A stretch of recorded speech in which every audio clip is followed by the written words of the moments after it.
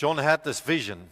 The question is, why does it matter to us? What's so important? Because it's being repeated in Scripture. Now, in the Old Testament, that's our foundation that everything is built on.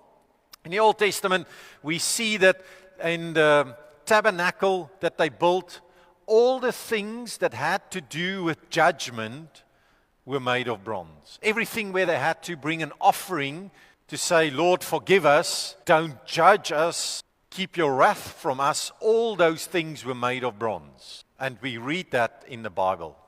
Praise the Lord. Somebody said, where? Great, I'm ready for you. Exodus 27. Exodus 27, hy sê daar, jy moet daar verhorings maak, hy praat daar van die altaar wat hy moet maak, die horings moet deel daarvan wees, en jy moet die altaar met brons oortrek.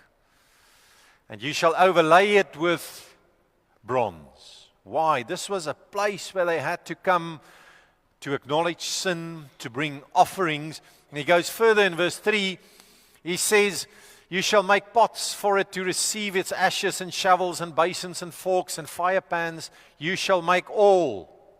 Which? All its utensils of bronze. So bronze has a very specific characteristic when it comes to judgment and offering.